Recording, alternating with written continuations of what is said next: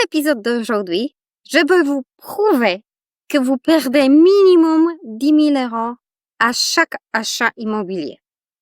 Si vous voulez savoir quels sont les 4 éléments qui sont principaux pour ne pas perdre de l'argent, restez avec moi. Je m'appelle Maria, je facilite cours de négociation.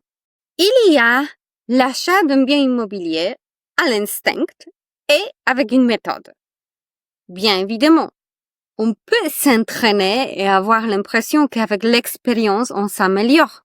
Cependant, à la place de perdre du temps, de perte d'occasion et de perte d'argent, c'est mieux d'apprendre pour pouvoir économiser de premiers achats qu'on peut faire dans l'avenir proche. Dans cette vidéo, je vais donner 4 éléments qui sont vraiment de base. Si vous connaissez et vous appliquez 4 conseils, vous allez pouvoir économiser à chaque négociation. Première chose qui est vraiment difficile, mais importante à se rendre compte, parle de quelque chose qu'on appelle coup de cœur. Souvent, on pense que si nous aimons quelque chose, le bien a un potentiel parce que ça sera facile à sous-louer, ça sera facile à revendre. Donc, si on a une émotion forte, notre néocortex est bloqué et on prend la décision qui est irrationnelle. Bien évidemment, les émotions sont super importantes et j'en parle dans une autre vidéo, comment prendre l'avantage et comment lire les messages des émotions.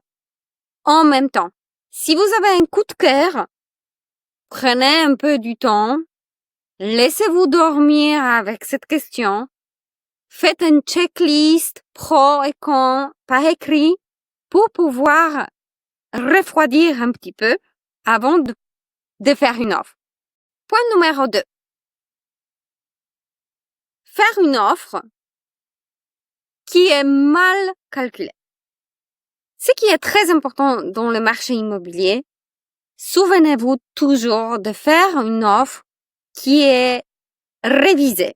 Donc, il faudra que ce soit recalculé et vraiment avec un budget que vous connaissez.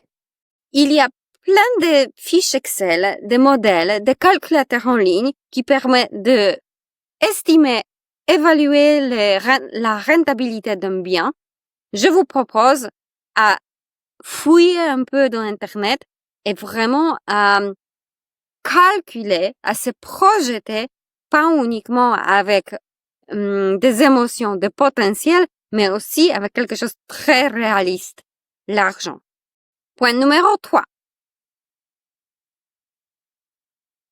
Absence de la préparation.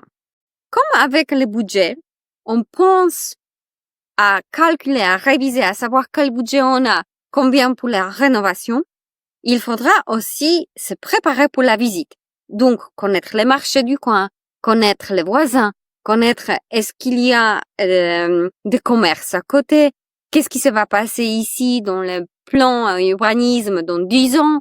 Faites des recherches approfondies, discutez avec les entourages, avec la ville, allez sur les sites de la commune pour récupérer le plus d'informations possible par rapport à la situation du bien.